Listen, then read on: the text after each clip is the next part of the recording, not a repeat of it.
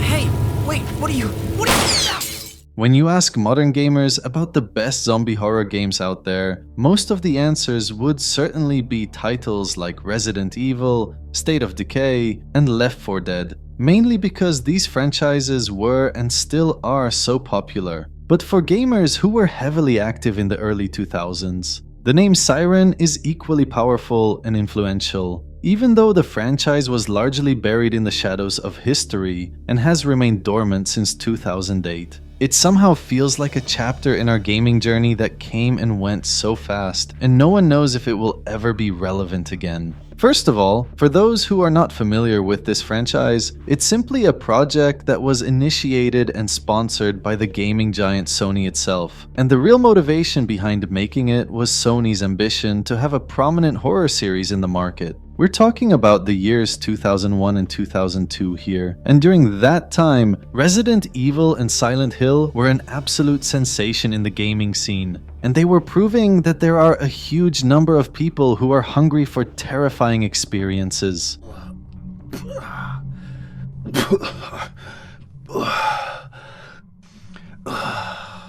As a result, Sony decided to form a team of talented Japanese developers to create this new horror IP, and to ensure the highest quality possible, they hired a special person in the industry to be the leader. The man in question is none other than Keiichiro Toyama, the mastermind behind the original Silent Hill, which ended up becoming a massive success in 1999. He was very passionate about the potential of Siren, and this led him to leave the Silent Hill team, and he even brought with him key collaborators from Silent Hill, including the story designer Naoko Sato and the artist Isao Takahashi. This team was given the creative freedom from Sony to compose Siren however they see fit, and since this opportunity was very rare in the industry, the developers started squeezing their brains to come up with the most innovative ideas possible. As I already mentioned, the creators were involved in making the original Silent Hill a few years prior, and this made them heavily influenced by its concept and atmosphere even when they were deciding how Siren should look.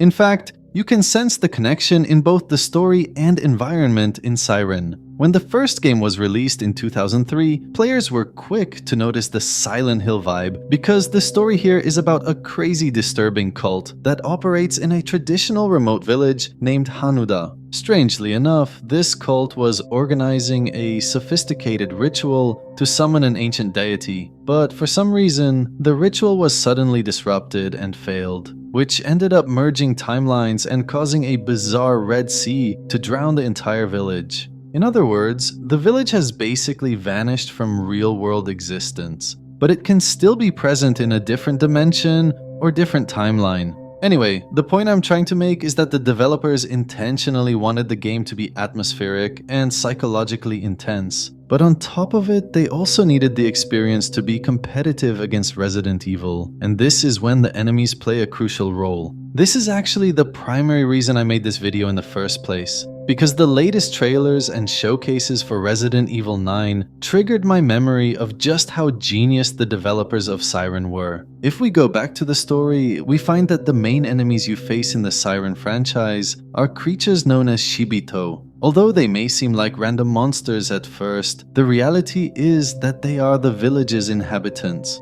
Following the ritual and the rise of the mysterious Red Sea, the water became a supernatural poison that infiltrates the body of anyone who's exposed to it. This leads to a transformation in which the person's blood gets replaced with this water, and then they slowly turn into a creature that you can't really understand easily.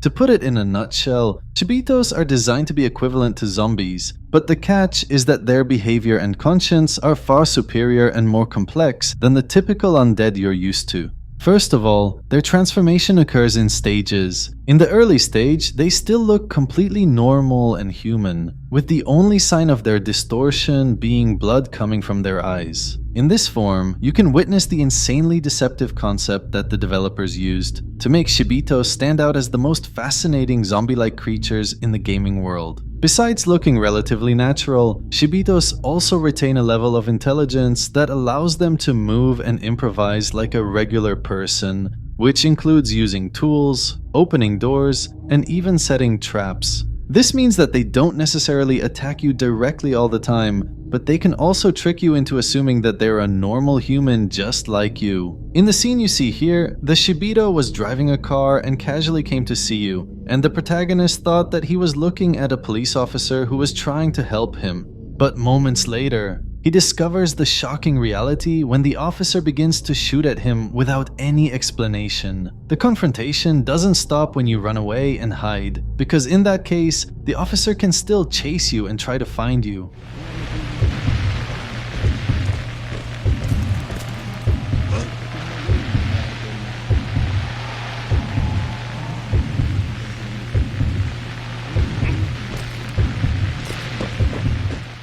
The reason behind this dynamic is that they don't operate separately or randomly, as you might think in the beginning, but instead, they literally live in a community, and they can mimic their old lives and do stuff like cooking, cleaning, and patrolling. I don't know if you paid attention to what the director said in the last Resident Evil showcase, but as someone who always wanted the zombies in the game to be more profound, I was extremely happy when he mentioned this part. 今回のゾンビは生前のその人の特徴っていうのを引き継いでいるゾンビがいます。例えばこの館の中で掃除係の人がいるんですけども、その人はゾンビになってもひたすらこう屋敷をきれいにしようとね掃除を続けてるんですよ。このようにいろんなこう生前の行動に執着するゾンビがいて、ゲームでは彼らの行動を観察してうまくかわすのに利用したり倒すのに使うと、こういったことができるようになってます。I swear when I heard him explain this section, the first thing that came to my mind was the Shibitos from Siren, because he's precisely explaining their features and what made them special decades ago. According to him, Resident Evil 9 will include a new variant of zombies that retain personal qualities from their actual lives when they were humans, which means that if the zombie was a cleaner in the past, they would still continue that profession and behave based on it. He also highlights how their past habits influence the way they interact with you, which leads me to believe that some of them may appear friendly or harmless in certain situations, making you hesitate in how you respond. If I had to guess, I have a feeling that these zombies will be more relevant to the hotel section of the game, and there's a high chance that we will encounter a range of people who stayed in the hotel in the past and were once innocent guests. It seems to me that the developers will use this concept to showcase the different personalities behind these zombies. For example, if a female zombie was once a wife suffering from depression and trauma due to events in her real life, we might see those aspects of her manifested in her zombie form. Some people also saw a horrifying detail in the appearance of some zombies in the game, including the presence of drying tears on their faces and beneath their eyes, hinting that they were crying at some point or they're suffering inside. According to reports, Resident Evil 9 will be the first in the franchise where killing enemies will be morally heavy for the protagonist due to their apparent innocence in certain scenarios, which is literally identical to Siren's narrative. What I didn't tell you about the Shibitos earlier is that in their own minds, they don't really see themselves as monsters, and instead, they actually see the world as a heaven full of joy and light, where everyone is happy. In fact, when they approach you and try to catch you, they're not trying to harm you in their perspective, but they're trying to help you enter this paradise with them because they see you as a lost, desperate soul. In their twisted psychology, getting killed will help you be reborn as a Shibito, which will lead you to be happy forever like them. This is the disturbing influence of the red water that they were exposed to, and the supernatural power of Datatsushi, the creature that the cult was trying to summon. However, as I said minutes ago, the transformation of Shibitos is not one simple transition, but it usually relies on multiple factors that happen differently from one to another. The earliest phase occurs when a person's body gets contaminated by the red water, and during this process they remain alive, but they experience intense headaches, blurred vision, and a strange obsession with the sound of a siren. If someone is completely consumed by the water over time or dies during the first phase, they turn into creatures similar to those in Resident Evil.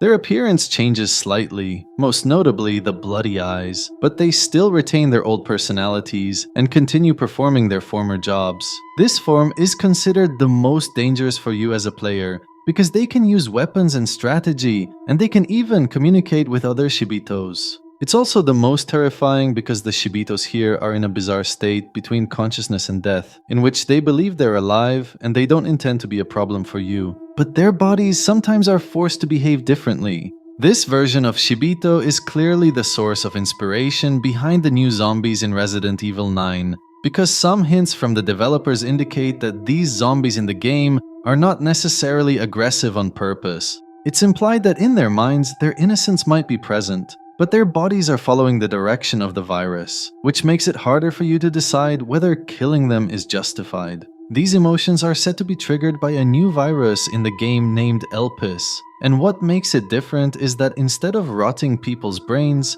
it somehow preserves their memories and personalities. This creates a tragic and horrifying effect where the victims are seemingly stuck inside their mutating bodies, still aware of their old lives, but unable to stop their violent impulses. This detail is crucial because it sets them apart from the enemies in Resident Evil 7. Even though the Baker family is manipulated and appears normal at first, the reality is that the mold turns them into brainless, evil versions of themselves. They don't feel sympathy for anyone, and their normal behavior is only meant for deception and sinister causes, and it doesn't reflect their actual personalities, which is a complete contrast to the Shibito in Siren and the new zombies in Resident Evil 9. The striking similarities between Siren's story and the new Resident Evil don't stop here, because if you focus on the clues in the latest trailers, you'll realize that the developers are hinting at the possibility of Grace and Leon being vulnerable to the new virus as well. In other words, it's highly probable that they can be infected by it, but the symptoms vary from person to another, and they don't even realize that something is wrong with their perception and well-being. In Leon's case, it's very visible, because you can see black vein-like birthmarks spreading across his neck, similar to the Elpis data shown on laboratory monitors. However, when it comes to Grace, the effects of the virus are suggested to be far more psychological and ambiguous, mainly because her DNA is believed to be abnormal and reacts differently to Elpis. Some theories speculate that the virus inside her can actually give her special mental abilities during her investigative journey. This includes sensing enemies before they appear, seeing hidden memories and clues, and witnessing the human side of zombies. At this point, you're probably wondering what the connection is between Siren's story and the fact that the protagonists in Resident Evil 9 are infected and possess hidden abilities. Well, my friend, in case you didn't know, Siren is a game where you can play multiple chapters and control different characters in each section. But the twist is that these characters have a special ability known as sightjacking. Sightjacking is a mechanic in the game that allows the character to see through the eyes of others. For instance, if the protagonist uses it when a Shibito is near, they can see through their eyes and know exactly where they are and whether they're coming or not. When you experience this mechanic in the beginning, you assume that it's just a cool feature from the developers to make the game more unique. But the chilling secret is that most of the main characters were literally infected by the red water the whole time. The reason you don't sense this very easily is because the characters themselves have no idea that they're infected, and they don't know that sightjacking is nothing more than a side effect of infection. It turns out they were exposed to the red water under different circumstances, but just like the virus in Resident Evil 9, the symptoms vary between characters, and not all of them undergo the full transformation. Some of them resist longer due to willpower, faith, or sheer denial, which plays a role in keeping you human, because if you completely give up and allow the red water and its influence to swallow your soul, you become a full monster with zero emotions.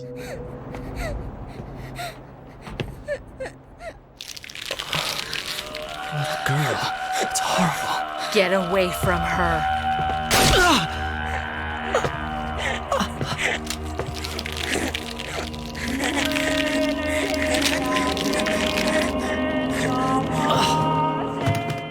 This is the genius horror of Siren.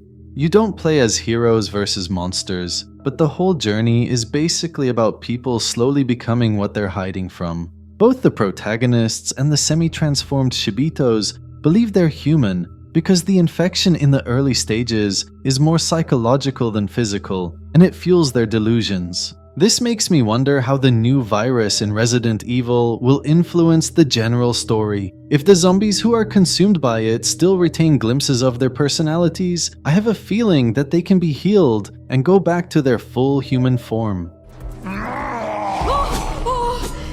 I also have serious questions regarding the consequences of killing them. What we know so far from the developers is that bypassing them through stealth is both possible and encouraged, which really leads me to guess that killing them without purpose might be morally taxing for the protagonist. I mean, keep in mind that some of them are genuinely innocent and they appear very helpless. The one you see here is a patient who's roaming the place in agony and even subconsciously carrying his drip stand with him, indicating a sense of loss. Meanwhile, the man in this section is obsessed with turning the lights on and off, which could suggest that he either worked in the building or has a traumatic history associated with light.